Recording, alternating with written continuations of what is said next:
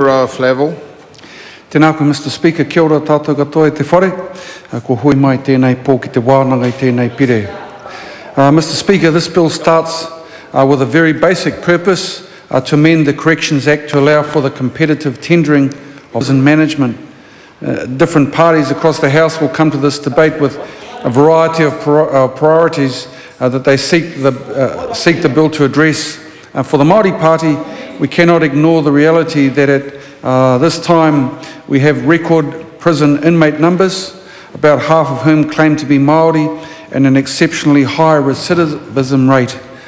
So no New Zealander can rest easy with the fact that about 50% of the people in jail come from 14% of the population, and certainly the Māori Party does not. What we also know is that the state system is far from properly addressing the matter of rehabilitation of Māori. We say consultation with the treaty partner must be a priority in developing an effective approach to address the disproportionately high imprisonment levels of the Indigenous peoples of this country. We would expect, therefore, sir, that in this bill, as any piece of legislation relating prisons, that it would be a priority to consider the difference that will be made for tangata whenua as a result of this particular bill. And yet, there appears to be a silence in the provisions in the bill for Māori. So in the course of the Select Committee process, I understand a number of the submitters were concerned that the bill does not require the Chief Executive to engage specifically with Māori in tendering for the management of prisons. They were also concerned that the bill does not require the successful contractor to involve Māori in decisions about the management and treatment of Māori offenders. Surprising, therefore, that the Department had not thought it necessary to consult Te Puni Kōkiri in responding to the committee's report. So at the first reading of the bill, Te Puni Kōkiri had recommended that there should be explicit and measurable performance objectives and standards relating to the rehabilitation of and the reduction of recidivism by Māori inmates. It saw that as a key element. As a key element by which accountability could be achieved. So much so that it should be legislated for and regularly reported on. So we would recommend such consultation takes place as a priority. Secondly, we noted the response from the Department with respect to the consultation with Māori, that the Chief Executive will consult with iwi and other Māori entities, and here's the catch, as appropriate. So we say this is unacceptable. Leaving consultation up to judgment as appropriate is too tenuous a position to address a situation of such alarming proportions. Mr. Speaker, we note the advice from the Māori Council that Māori should be given the opportunity to manage the prisons because state control had failed, and therefore we align our views very much with what Mr. Garrett has just provided in his speech. And I want to place on the record of the House that the Māori Council has stated that the Auckland Central Remand Prison experience clearly demonstrated that the Māori management style delivered at that setting was appropriate for all ethnic groups. So there's the positive.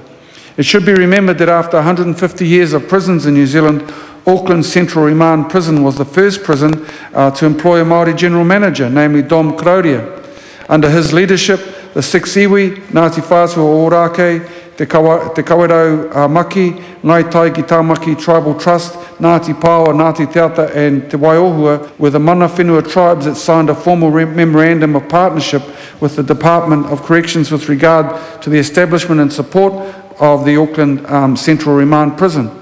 Before Auckland, in March 1999, a Northland iwi, Ngāti Hine, talked with the Corrections Corporation of Australia regarding the proposed site at Ngāwha near Kaikohe. So their proposal was a joint venture to participate in the administration of a prison.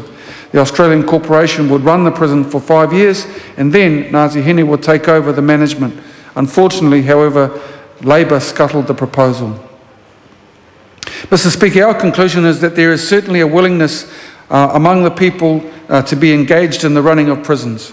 And the Auckland Central Remand Prison experience demonstrates that there has been a model for showing that the way prisons are run and managed and how they treat and rehabilitate Māori was being undertaken in a way that was, at long last, effective for Māori.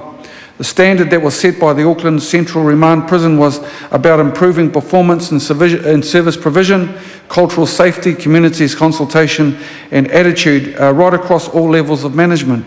So we believe the experience of best practice in the ACRP model is an important investment in success, and at a minimum we recommend that the successful contractor must involve Māori in decisions about the management and treatment of Māori offenders. So the overrepresentation of Māori in the New Zealand prison system has been of such long-standing concern that we want to see specific requirements written into the legislation to ensure that specific and legislated, that there are specific and legislated provisions for Māori. Mr. Speaker, we have three broad questions that we do not as yet have answers to satisfy. Firstly, of course, we want to know, will private management of the prisons be effective in addressing and reducing Māori offending? How different will it be from state management? Will it be profit-driven? Secondly, sir, we want to be assured that Māori management of the prisons will be effective. We know that the experience at the ACRP, that we can be confident in the results, but how different will it be able to be from private or state management? Will iwi require profit to be derived from the activity? These are some of the questions that we put to the House tonight.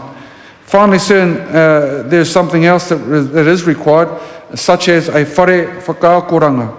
Whakaakoranga rehabilitation centres, which will be consistent with a restorative philosophy and a kaupapa Māori approach. That's the question that we ask. Can those facilities be available in these sorts of models? My colleague Dr. Sharples has often talked with great enthusiasm of the proposal where he is advancing as the Associate Minister of Corrections of a whare oranga ake, a house of renaissance, if you like. Such a centre will offer prisoners who are determined to make changes in their lives a pathway to reform.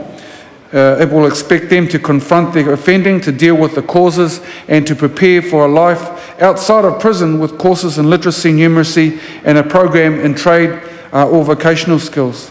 So part of the expectation is that there will be support groups who will help them make the transition and who will monitor their progress.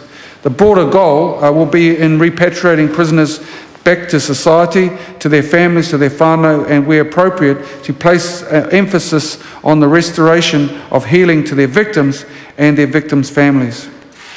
Mr. Speaker, so often in the House we address the entrenched problems, the pathway to offending, the difficulties that families find themselves in. Dr. Sharples gives us confidence that there are other options, so too does Ngāti Hine, or the experience that those at the Auckland Central Remand Prison left for us to consider. We are serious about the need for the recognition of Te Tiriti o Waitangi in this bill and for specific legislative requirement to provide kaupapa Māori-based programs for Māori prisoners. We want to ensure there are measures to provide for and measure the rehabilitation of Māori or the reduction of Māori recidivism, and we want to ensure that the Chief Executive will engage specifically with Māori in tendering for the management of prisons, including the commitment to involve Māori in decisions about the management and treatment of Māori offenders. In the hope that the commitment of Dr. Sharples will be respected regarding all of these matters that I've placed before the House, we will be supporting this bill at its second reading. Mr. Speaker.